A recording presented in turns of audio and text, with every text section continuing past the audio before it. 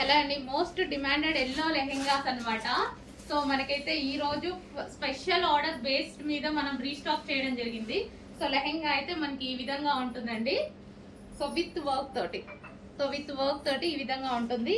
Inner లో వచ్చేసి lining and can lining ఉంటుంది అండ్ క్యాన్ స్టిఫ్ గా క్యాన్ అన్నమాట. క్యాన్ కూడా ఉంటుంది. So fresh georgette full of work. ఇది వచ్చేసి మనకి వర్క్ అన్నమాట. ఈ విధంగా వర్క్ అనేది ఉంటుంది.